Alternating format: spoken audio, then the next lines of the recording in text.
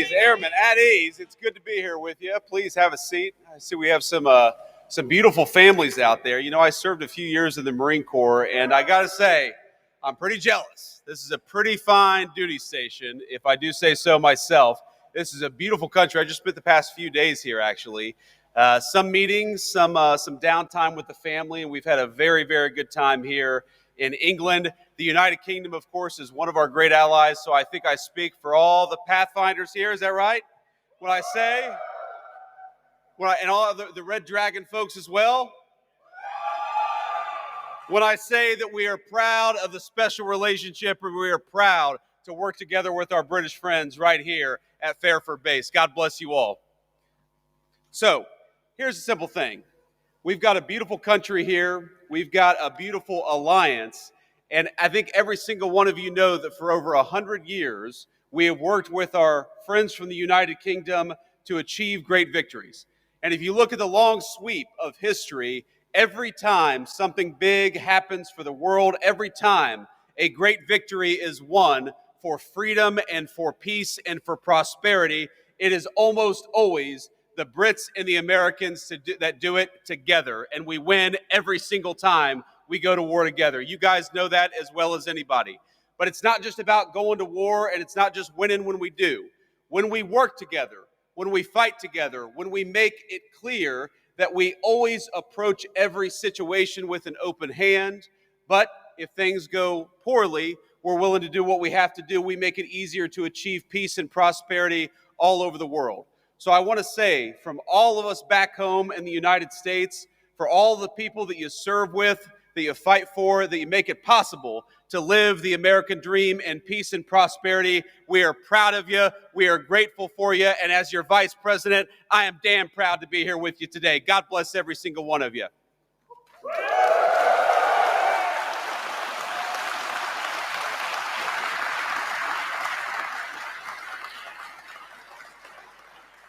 Now, it would be impossible for me to list every single thing that has happened just from this single base over the past 100 years, from World War I to our operations against terrorists in Yemen, the history of this base, of its mission, of all of the things that we've done with our friends from the United Kingdom. It is a very, very proud tradition. So I won't try to list everything that we've done, but you guys know the mission, you guys know the story, and you guys know the history. We have done so much with our English friends, with our friends from the UK.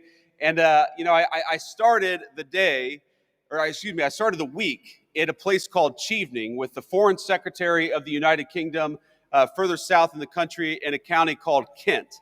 And what we did is we worked on one of our most important shared security goals in Europe, which is the end of the war between Russia and Ukraine.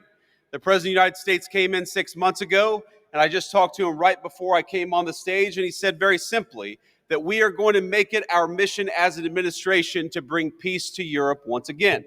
But as you all know, it is impossible to bring peace anywhere unless the bad guys are also worried that we've got a hell of a fine Air Force and a hell of a fine military to back up the peace to begin with. So what you guys do, even though you may not see it every single day, is you make it possible.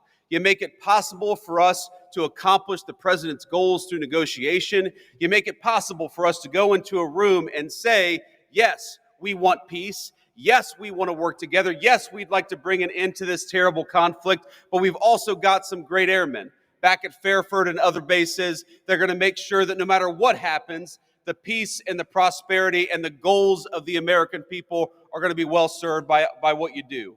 So I think if you look back at the last 6 months, if you look back at the number of lives that we've saved in Rwanda and the Congo, the president ended a 30-year war there. If you look at what we've done in the East Asia, where the president ended a conflict, in Serbia, Kosovo, where the president has brought peace to that area of the world, and now in just a couple of days, with the president heading to Anchorage, Alaska, to try to achieve an end to this terrible war in Russia and Ukraine.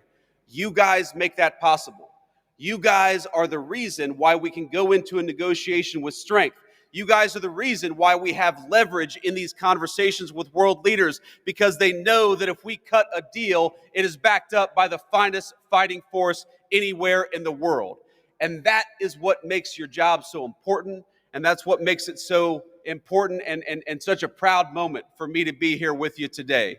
Because nothing that I do, nothing that we do as an administration is possible without the hard work, the courage, and the skill that you guys bring to the job. Now, I mentioned earlier I was at Chevening meeting with the British Foreign Secretary. I've met with a number of foreign leaders just in the last, hour. I had a call with about 30 European leaders.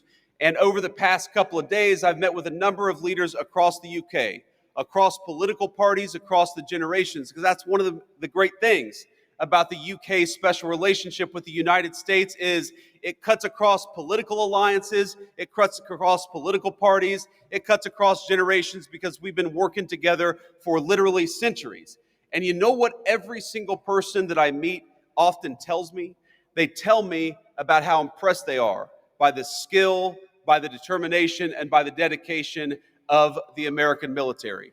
You all are what make it possible for us to do what we do. When Marco Rubio, our great Secretary of State, goes to engage in some diplomatic negotiation, he knows that he's got the great people of the Secretary of Defense standing behind him. And that fact, the fact that people are impressed by you, the fact that so many people are frankly afraid of you, is why we're able to do what we do as an administration.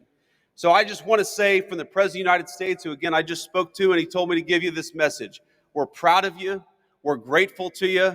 We know that it's not always an easy job. We know there are often long hours, but I hope you know that the peace and the prosperity and the safety of your countrymen depend on you doing a good job, and we are damn proud of the job that you do every single day. God bless you all, and thank you for having your Vice President here in the UK.